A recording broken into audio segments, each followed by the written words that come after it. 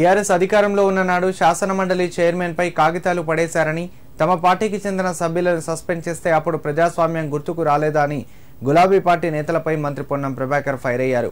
హైదరాబాద్లో నిర్వహించిన మీడియా సమావేశంలో మాట్లాడిన పొన్నం, చట్టసభల్లో ప్రజాస్వామ్యానికి నాయకుడు ముఖ్యమంత్రి అయితే సభకు అధిపతి స్పీకర్ అని అన్నారు.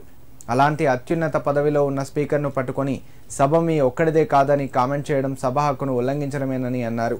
మాజీ మంత్రి జగదీష్ రెడ్డి మాట్లాడింది తప్పని, బీఆర్ఎస్ అధినాయకత్వం చెప్పకపోవడం దురదృష్టకరమని ఫైర్ అయ్యారు. ప్రజాస్వామ్యాన్ని కాలరాసిన వాళ్లే జగదీష్ రెడ్డి సస్పెన్షన్ అప్రజాస్వామికమంటూ అసెంబ్లీ ఆవరణలో నిరసనకు దిగడం హాస్యాస్పదమని ఎద్దేవా చేశారు పొన్నం. చట్టసభల్లో ప్రజాస్వామ్యానికి పద్ధతి ప్రకారంగా సభకు నాయకుడు ముఖ్యమంత్రి, సభకు అధిపతి స్పీకర్ గారు. అటువంటి స్పీకర్ గారిని పట్టుకొని సభకు నీ ఒక్కటి కాదు అనేటువంటి మాట్లాడడం అనేటువంటిది ప్రజాస్వామ్యానికి వ్యతిరేకం.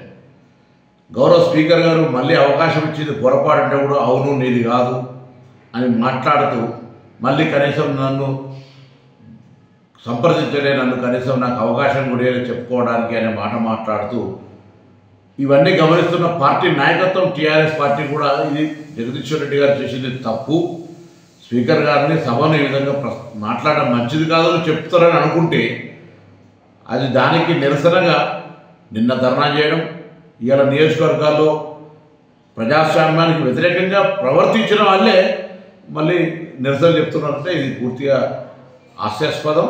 ఇది వాళ్ళకు కనీస జ్ఞానం రావాలి. ప్రజాస్వామ్య విలువలను కాపాడడానికి సభలో ఏ విధంగా ఉండాలి, సభా వేదికల్లో ఏ విధంగా ప్రవర్తించాలో తెలిసి కూడా ఈ విధంగా చేస్తున్నారంటే ఇది ఉద్దేశపూర్వకంగా చేస్తున్నారు. ఇది ప్రజలు గమనించాలని కోరుతాను. సభలకు కొన్ని సాంప్రదాయాలు పద్ధతులు ఉంటాయి. ఉదాహరణకు అబద్ధం అని అనడానికి కూడా వీల్లేదు. అది ఆ మాటను మనం సత్యదూరం అనాలి. ఇట్లా కొన్ని శాసనసభలో కొన్ని అంశాలు ఉన్నటువంటి పరిస్థితుల్లో సభకు అధిపతి, సభని ఒక్కడదా అంటే ఎస్ శాసనసభకు అధిపతి అనే పదం దానిలోనే అర్థం కనబడుతుంటే కూడా దాని మీద తిరిగి మళ్ళీ ఒక దళితుడు కాబట్టి ఆ విధంగా వ్యవహరించడం అనేటువంటి మాట మాట్లాడతారు.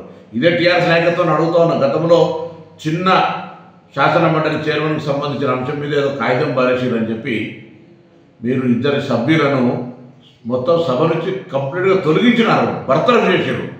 ఇది మర్చిపోయిన ప్రజాస్వామ్యంలో.